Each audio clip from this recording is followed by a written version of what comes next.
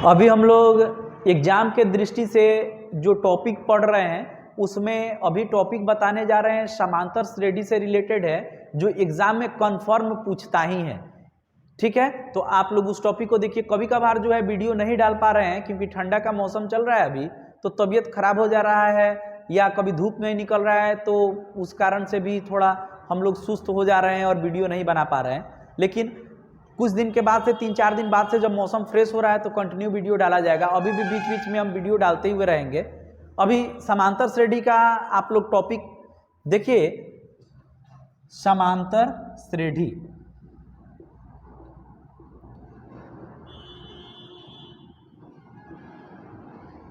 इसको एपी कहा जाता है शॉर्ट में, पूरा नाम होता है अर्थमेटिक प्रोग्रेशन, इसको शॉर्ट में एपी कहा जाता है। इसमें एक आता है निकालने के लिए पहला पद, पहला पद निकालने के लिए आता है। तो पहला पद को हम लोग ए से डिनोट करते हैं। जो फर्स्ट टर्म होगा उसको हम लोग ए से डिनोट करेंगे, ए से सूचित करेंगे।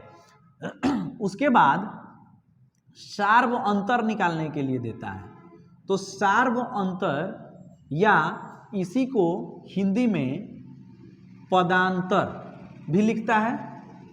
ठीक है, इसको हम लोग डी से डिनोट करेंगे, इसको डी से सूचित किया जाएगा। इंग्लिश में इसको कॉमन डिफरेंस कहा जाएगा। इसको डी से हम लोग डिनोट कर देंगे। फर्स्ट टर्म जो होगा उसको ए से डिनोट करेंगे। फिर कभी कभी एन पदों का योग निकालने के लिए देता है, एन पदों का योग, इसको एसएन से डिनोट किया जाता है या एस से सूचित किया जाएगा।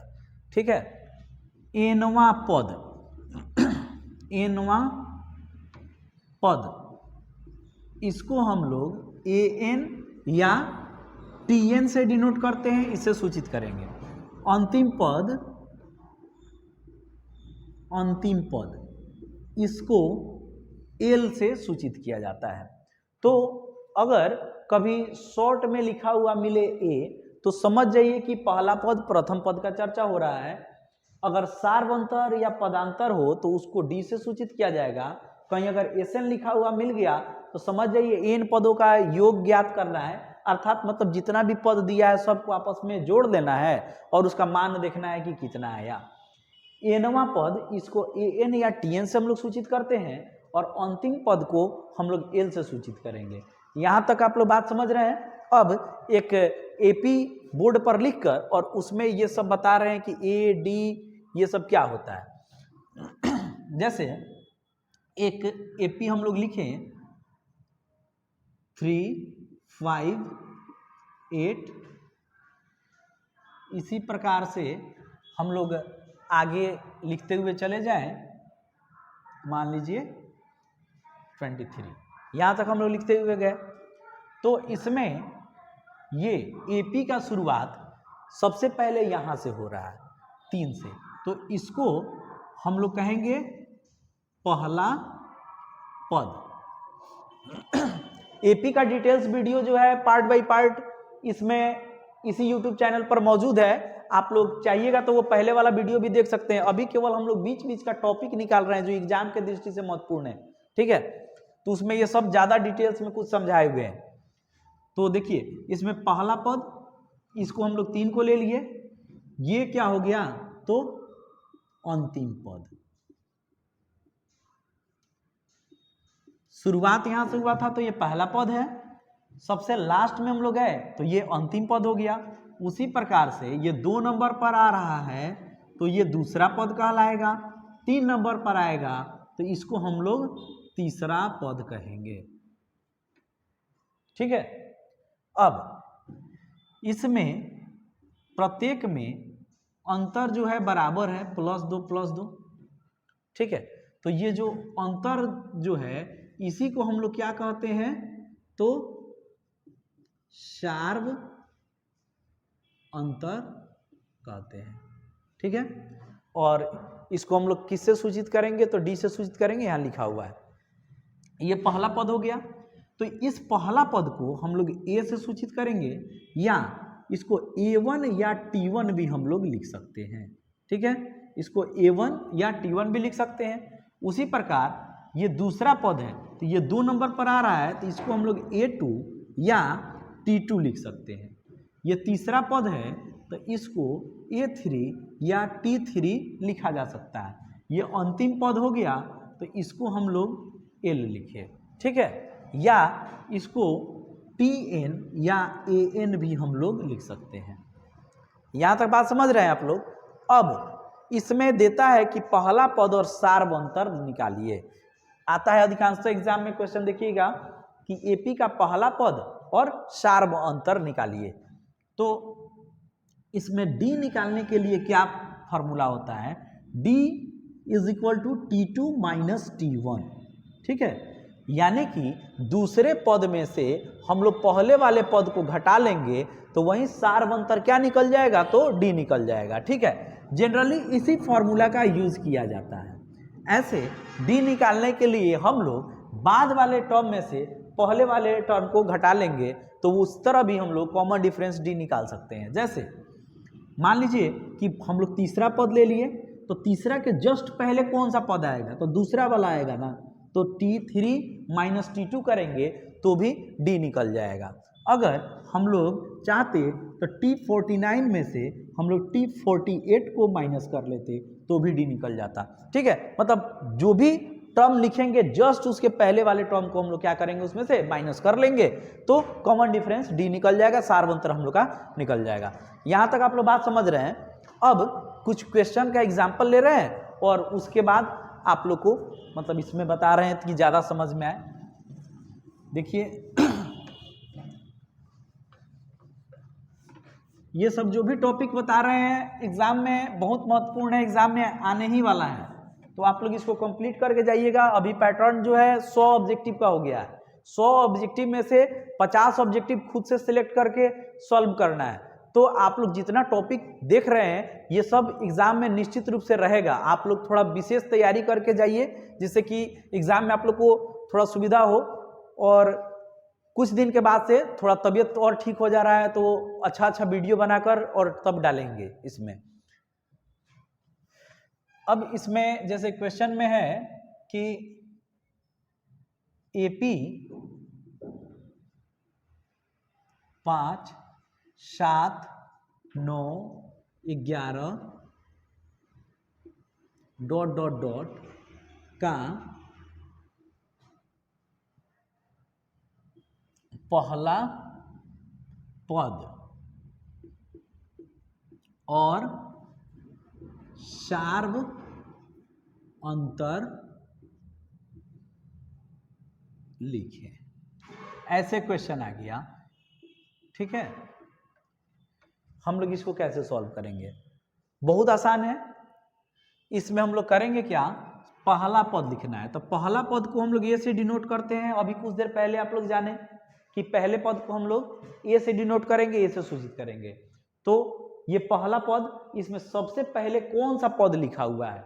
तो मूर्ख व्यक्ति भी बता सकते हैं कि 5 जो है सबसे पहले लिखा है, यानी कि इसका पहला पद कौन होगा? तो 5 होगा। तो हम लोग यहाँ पर a बराबर कितना लिख दिए? तो 5 लिख दिए। यहाँ तक बात समझ रहे हैं। अब उसका सार्व अंतर कह रहा है तो सार्व अंतर D निकालना है। फॉर्मूला क्या बताए? T2 माइनस T1, यानी कि दूसरे पद में से पहले वाले पद को घटा लेंगे तो D निकल जाएगा। इसमें दूसरा पद कौन है?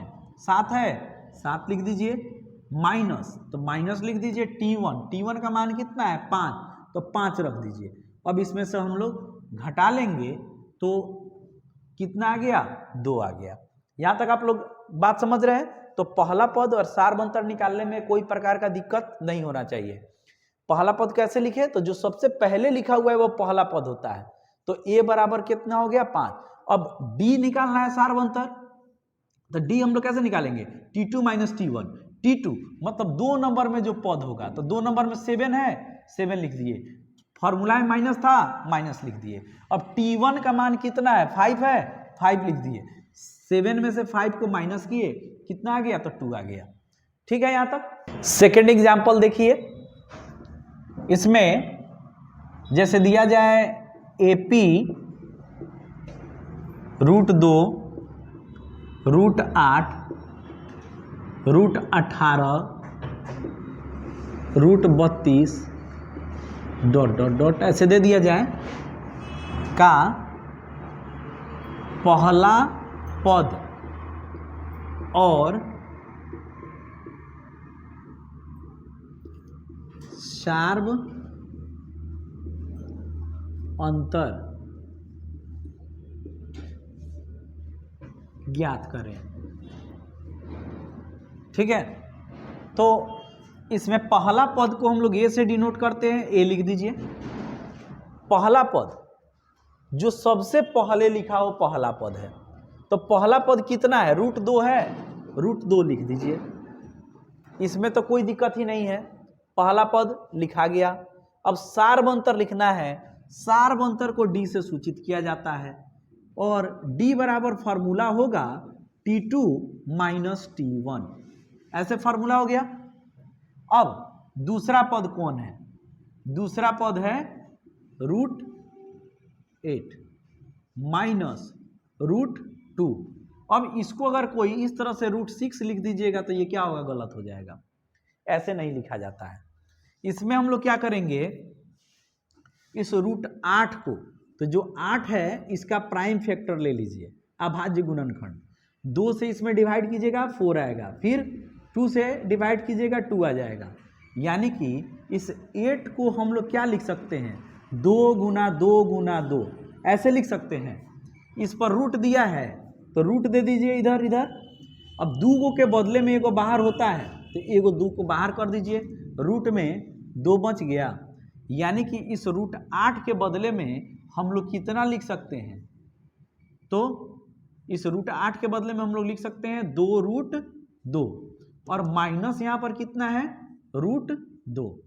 अब यहाँ पर 2 है, यहाँ कुछ नहीं लिखा है तो 1 है, 2 में से 1 घट जाएगा तो 1 आएगा, 1 आएगा और √2 यहाँ का क्या होगा तो लिखा जाएगा। तो इसके पहले 1 लिखना कोई जरूरी नहीं होता है, इसलिए इस 1 को छोड़ दीजिए। यानी कि इसका आंसर केवल कितना हो जाएगा, तो √2 हो जाएगा। समझ में आ गया होगा, ये समझाने के लिए ये कैलकुलेशन किया गया था। ठीक है, ये आप लोग समझ गए, तो रूट में भी देगा तो आप लोग बना सकते हैं। इस पर एक और अलग से एक क्वेश्चन जो है उसको बता रहे हैं, उसको देख लीजिए।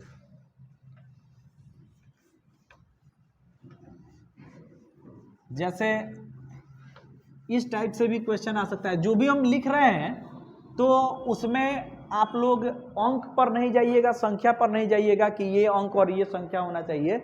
इसमें आप लोग इस पर ध्यान दीजिएगा कि इस फॉर्मूला पर बन रहा है, क्योंकि मैथ में अंक और संख्या का कमी नहीं होता है। इसमें हम लोग जैसे क्वेश्चन में ले लें कि एक AP 3n+5 के रूप में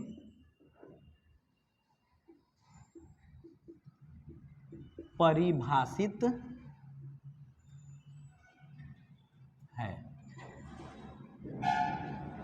एक AP 3n+5 के रूप में परिभाषित है, तो इसका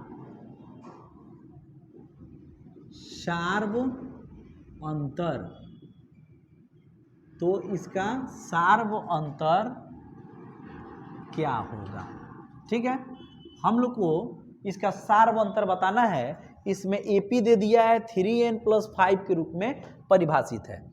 हम लोग सबसे पहले क्या करेंगे, इसको TN से डिनोट कर देंगे, यानी कि nवां पद हम लोग मान लेंगे कि 3n+5 होगा। ठीक है, हम लोग को निकालना क्या है, इसका सार्व अंतर निकालना है, D निकालना है। तो D निकालने का फॉर्मूला क्या होता है, T2 - T1, यानी कि दूसरे पद में से पहला पद घटा लेंगे तो D निकल जाएगा। तो अब दूसरा पद यहाँ पर रखेंगे, ठीक है, फिर माइनस पहला पद यहाँ पर रखेंगे, घटा लेंगे और यहाँ पर आंसर आ जाएगा। यही ना करना है। अब मैटर फंसा है कि हम लोग के पास दूसरा पद नहीं है, पहला पद नहीं है। हम लोग क्या करेंगे, यहां से निकाल लेंगे। T n के जगह पर कितना मान रख देंगे, 1। तो अब यहाँ पर भी जहाँ n है उसके जगह पर हम लोग 1 रख देंगे, +5। इसके बीच में कोई चिन्ह नहीं था तो गुना का चिन्ह था, गुना दे दिए। अब 3 में 1 से गुना करेंगे तो 3 आएगा, और प्लस यहाँ पर कितना लिख दिए तो 5। यहाँ तक बात समझ रहे हैं? यानी कि इसका मान कितना आ गया तो 8 आ गया। अब दूसरा पद का आवश्यकता है तो T2 निकाल लेंगे, तो T2 n के जगह पर 2 रखे तो यहाँ पर भी n के जगह पर 2 रख देंगे, +5। अब इसको हम लोग गुना करेंगे, 6 + 5 यानी कि कितना आ गया तो 11 आ गया। ठीक है यहाँ तक। अब D बराबर फार्मूला होता है ना T2 - T1, तो T2 का मान कितना आया है 11 रख दीजिए, सूत्र का माइनस तो यहाँ पर भी माइनस। T1 का मान कितना है 8 है तो 8 रख दीजिए। अब इसको हम लोग घटा लेंगे 3, यही आंसर हो जाएगा।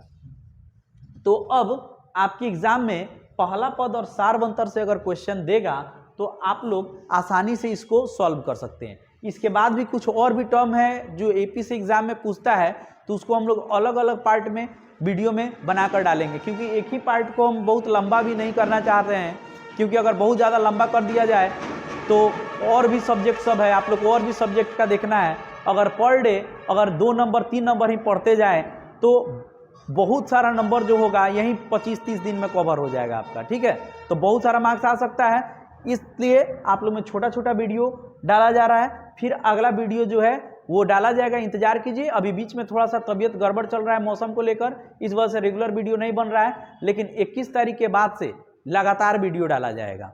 ठीक है, तो आप लोग यहाँ तक कंप्लीट कर लीजिएगा, फिर हम लोग अगले वीडियो में मिलेंगे।